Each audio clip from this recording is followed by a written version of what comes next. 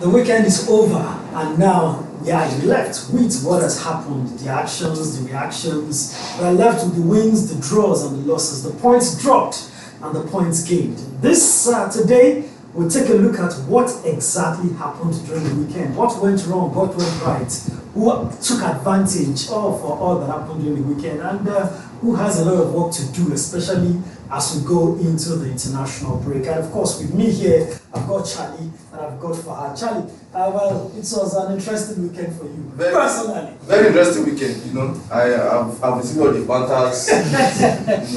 It's normal. There is the amount of war that you have fought this morning before we started. Everywhere. Since Saturday evening, I've been fighting wars. Explaining. But I think you should count it as a good thing. I mean, so many people have been waiting for you guys to drop points that they can't wait to. I mean, it's better for it to be once in a while like this than it's normal. It's normal for them to drop points. We are one of the most hated fan base. For example, nobody's bantering Manchester United. It almost feels like Arsenal lost and Manchester United won or something, because Arsenal drew, Manchester United drew, but realize that Arsenal is scholastic. That's the way it is. The whole world has been waiting for when we concede a shot on target. When you concede a goal. But I've always said it's just a matter of time. Sometimes football momentum can carry you very well. Where you can win the first 3 games without conceding goals, and that momentum takes you to the next game, and you feel like you can still do it again. You do it again, you feel like at the 5th game you can still do it.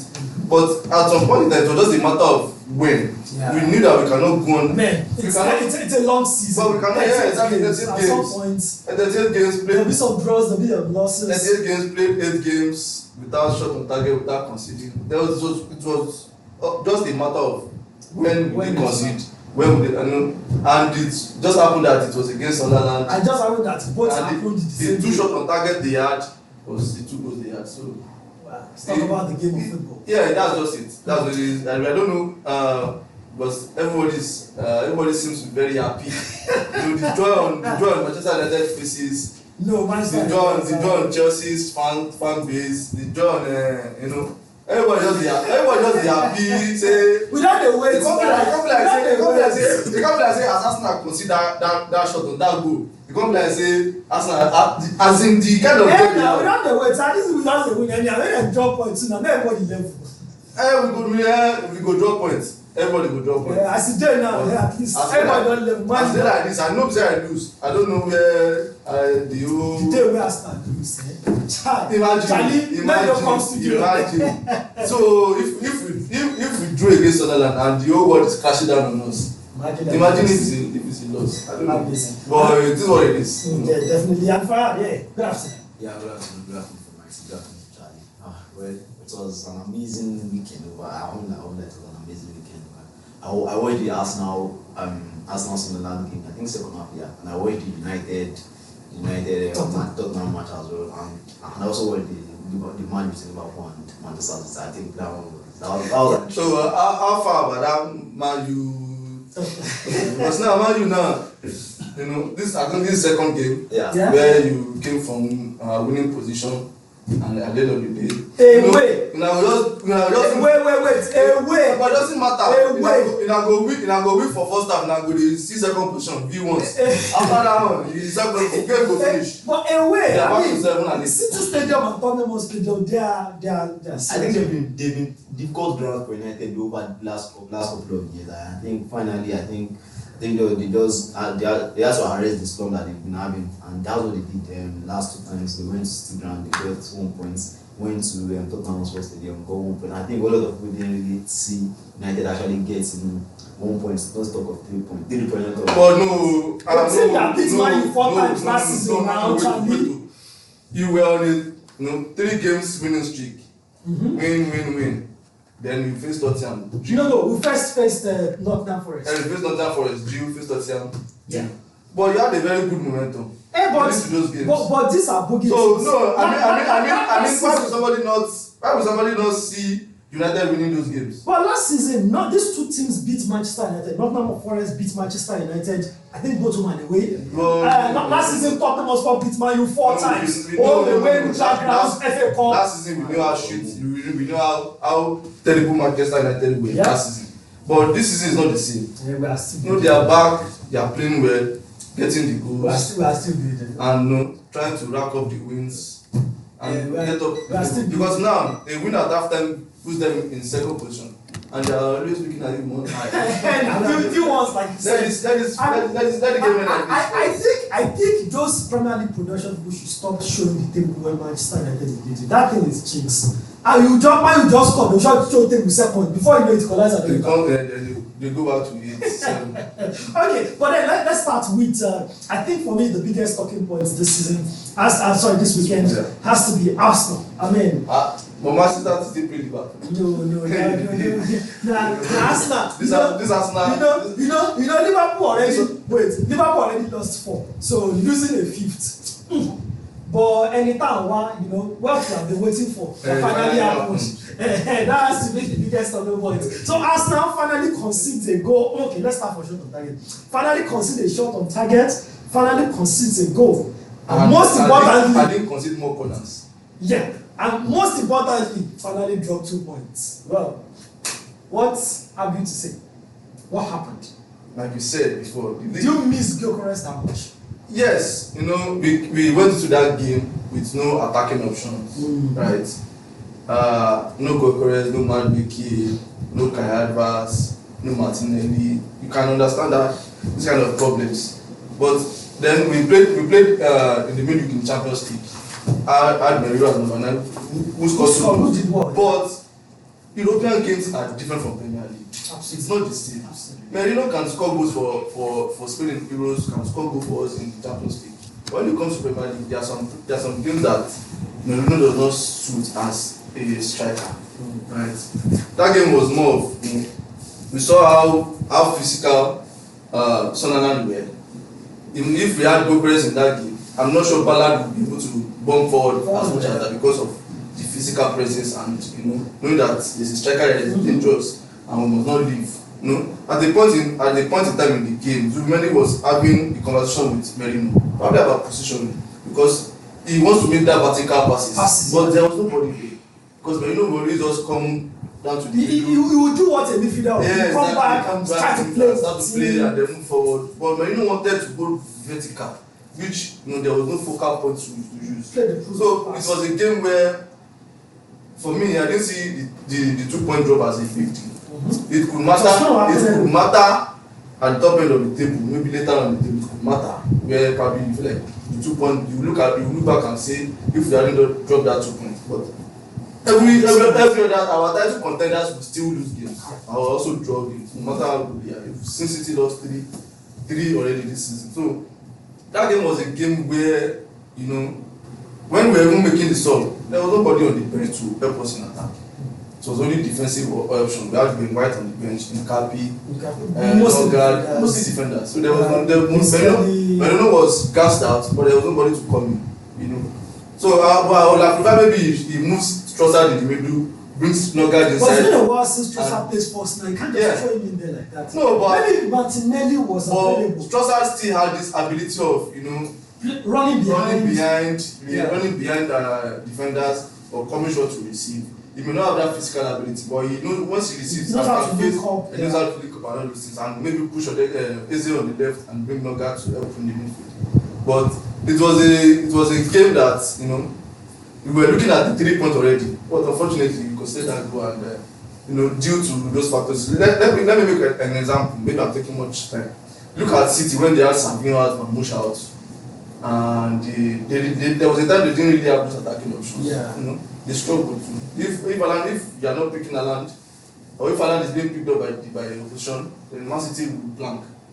I have to even say kudos to Arsenal because for all the injuries that they are dealing with. Yeah, 7 attackers and still keeping pace up there. I mean, 7 attackers. I think it's something that's changed. We play with Gyökeres for those games where we were winning and not considering. We were playing with Gyökeres in front. But the first game that we didn't play with Gyökeres, we could see that we were lacking that battle up front. That bite. So, Fuhad, we have been waiting for Arsenal to even concede 1 goal, and they conceded 2. And there was a way Sunderland did it, and that was what Charlie just talked about, physicality. Do you think, because I know the Premier League, that they go and watch It's like they watch the plays to see what they did right. Of Have course, Sunderland everything we analyze each other. yeah, have Sunderland exposed Arsenal's defense as a team that cannot cope with a physical forward, a physical front line? Is that the pain of Arsenal? Because that, I feel like that's what Sunderland used, the word physical. Even when you see the way the second goal was scored, the defender was there, the goalkeeper was there, the striker didn't mind, just put his leg and whatever happens. Is that the way to break Arsenal down? Go physical. Well, like you said, you have to go physical with Arsenal. But when it comes to going physical, they play with teams that are more physical than Arsenal. They play with them. They play with Manchester City. They play with Newcastle. And I think one thing synonymous with all these teams is that they are forward actually scored against Manchester City. Alan scored against Newcastle United. Mohamed also scored as well. So you look at it. One thing is, if you are going with physical with Arsenal, you have to bully. You have to know that your forward players should be able to bully. Pastor Carland is not bully. But that I don't know where you are getting your assertion from. Like you said, don't counter yourself. You play things that have been physical. Yeah. We played Newcastle, a very physical team, but we came out tops against them. So it's not that. But you considered, that was the point. Yes. You considered against those teams. Yes. Maybe you may have scored more at the back, but you considered against those teams. Yes, you can consider even against teams that are not physical. It's just anything can happen in the game. But in terms of physicality, everywhere on the pitch, you know that we are up for it. At the back, in the middle. But what we lacked against Onana was just in front. This game we played against Onana was like a repeat of the situation we faced last season, where we had no striker and we're using and we're dropping points by drawing games. Last season was not like we lost a lot of games. We were drawing games. But Charlie, if I was to look at this game from a neutral point of view, I won't say that point dropped was because of the attack. Because normally, an average that you score in a game is if you score 2 goals in a game, you are expected to win. Because you are not expected to concede 2 goals every game. So I would say that yes, the attack was an issue, but the attack still delivered 2 goals. If Arsenal had kept a clean sheet, that was a win. If Arsenal had only conceded 1 goal, that was still a win. No, so are you sure that it was the attack that was the problem, or the defense that considered 2 cheap goals? In football now, you defend from the front, not from the back. Defending now in football is from the front. Okay. If we had Gyökeres in that game, right? Probably maybe there won't be a lot of pressure on the defenders. Because by the time they push to the front, there's going to be a mistake. Midfielders can win it. You see the way we scored. So it's from the pressure that we applied. On their centre backs won the ball, and from there created that goal, the Saka goal, right? So if you are not able to do that effectively in the game, that means you are inviting the pressure, right? You are not forcing the opponent to make mistakes. You are inviting the pressure. Then when they have to bring in Mosquera and push Kala fully forward, right? In the opponent's mindset, they feel like these guys want to defend this game. They have the mental advantage. Yeah, but because they feel like it's like this. You want to defend? Let's go. These guys want to defend, and we gave them the ball. I think the moment we gave them the ball and they started playing, I think they were able to score because there's no how we can handle that pressure. No team can handle that pressure. So because Arsenal were now able to keep up without pressing at the front. There's a way that we press in the front that even the center, the opposition will just be lobbing the ball up and you can be able to win it clearly. No pressure on the center back, no pressure on the defense. But when that is not there, then that means you have pressure everywhere and it can always lead to a goal. Okay. Quickly, let's talk about this in relation to the title race, because Arsenal was 6 points ahead, now it's 4.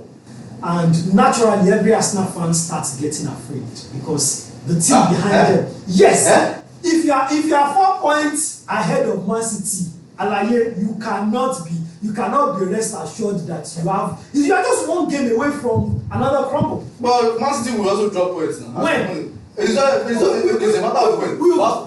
After Villa beat them in last 2 games before they played Liverpool. We will get there. But this Manchester City I'm seeing, it looks like they're on their way back. But before we get there, let's talk about the title race. Should Arsenal be worried? Not because they are ahead with just 4 points. I mean, if they were ahead with 4 points and it's Chelsea behind them, I guess Arteta will go to bed during this international break because Chelsea is not really that team. But then they are 4 points ahead of Manchester City. And in Haaland, Pep Guardiola. Should Arsenal be worried?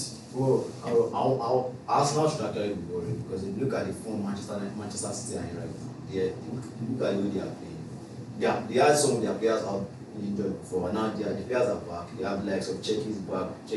Rangers is also playing. He's also playing form as well, and you also got Foden has got a form back. Gonzalez is also playing very well as well. So if you look at these players, I think it feels like all of them they've gotten themselves back. They've gotten the sync that was not there at the start of the season. They've gotten it back, and now they're playing very well, and they are scoring goals. They are winning games as well. But one thing is, Manchester City, feels like they are over reliant on Erling Haaland is actually too much, because if you look at it, I think more than 50% of the goals is coming from Erling Haaland. So I feel that's where Pep Guardiola will. But in a title race against Arsenal, do you see Manchester City as favourite?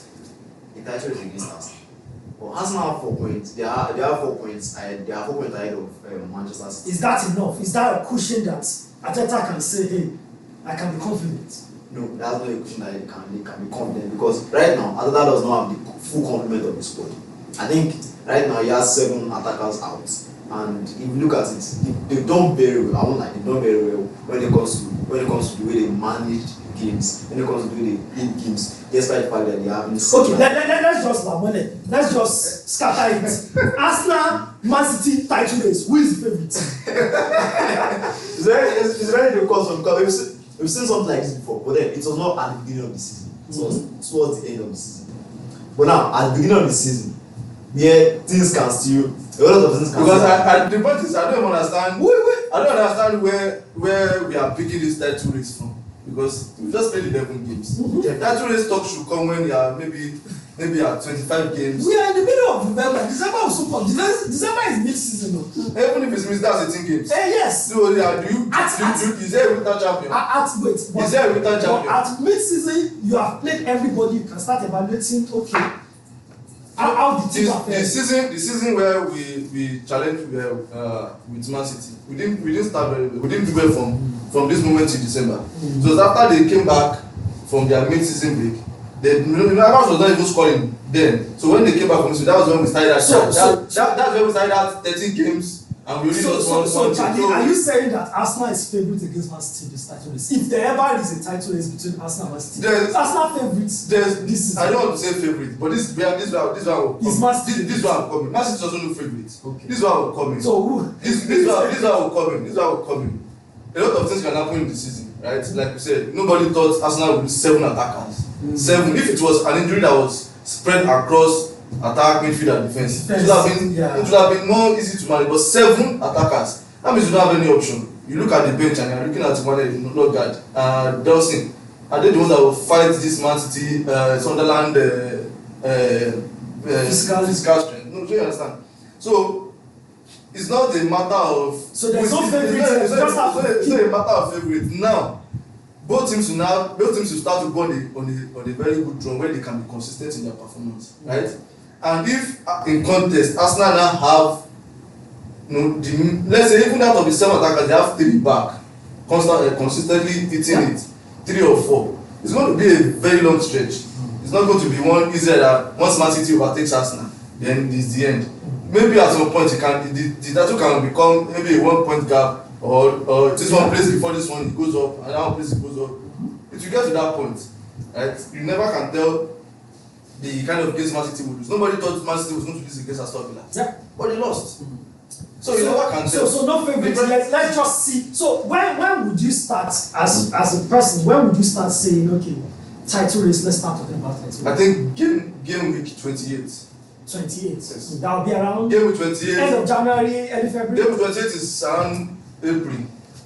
Okay, yeah, 10 games to go. Yeah, around April. Game with 28 April, then you'll have been maybe second round because Champions League second round will come, knockout phase will come. You'll be looking at the games in front of you. It depends on the game you have on the weekend. If you have a big game in front of you in Champions League, and you have another big game on the weekend, there can be a little bit of lagging behind. You understand? So all those things will determine what happens. If you get easy fixtures on the weekend and you are playing Champions League, you can go all out and play your Champions League. But in Premier League, there's no easy fixture. Right? Sunderland had 1 week rest. Arsenal that made the race. So all these things matter. Right? So when we get to that knockout phase of Champions League, and you can see that Arsenal is still like maybe top 1, top 2, with maybe few points, like the point gap is just, if the point gap remain, I don't think the point gap will remain 4 points till even January. I think maybe at some point they'll be like it's close up, it's open up, it's close, exactly. So at that point in time is when we can now start talking of, okay, can we go out and do this? Then the players can then look at, okay, it's not that far, we just need to look at our things and try to manage it. Well, okay, well, for Arsenal, Charlie said something. He said when you have a tough game during the week and then a tough game in the Champions League and you're able to go through them, that's when you start knowing that yes, you are ready to go. Well, after the international break, a scenario like that opens up. Bayern Munich in the Champions League, or should I say, Tottenham Hotspur during the weekend, Bayern Munich during the week, Chelsea. You know, ladies and gentlemen, and you cannot fight those battles if you don't have your. In that game, if you have your attackers, you can really attacker start this one. You bring some in the next game, you know, you can chop and change. Yeah, well, at that point, we'll see. Yeah, Gabriel will be back. Sorry, Lucas will be back. Maduki will be back. Kavas will be back. Martinelli should be back. With so fire. Expect fire. Expect fire. Okay, well, you heard it from Charlie, you heard it from Fuhad. Well, Arsenal, well, drop point before the international break, but I think Ateta will need to forget about that quickly because what comes after the international break? Yeah, of course, you can't dwell on that too much. Yeah. It's just it's a draw. Just 2 points. 2 point loss, right? I think Man City has lost 3 games so far this season. We only lost 1, 2. So it's not like as if we are because of that draw. People are facing as if we are bad. No, that's just. It's a very interesting title. That's just. It's a very interesting title, and we also have Chelsea in the mix. Don't forget Chelsea. Chelsea in the mix. Yeah, they are 20 points. They are just 5 points. Okay. Well, that's just banter. Actually, Arsenal is still the best. Arsenal is still the best team in the Premier League. Don't be banter. Don't be banter. Arsenal is still the best team in the Premier League. Chelsea no fit tell me say they don't need that race after spending 1 billion in 2 seasons. They are world champions. World champions. Just like world champions. Charlie, no, they wine Chelsea. Just like world champions. They are world champions. They are better than every team in EPL. World champions. Why are you not putting them in the mix? Yeah, we are in the mix. Okay. We all fight together. Okay, Chelsea fans, are you in the mix? Go down the catch them. Let us know in the comment section.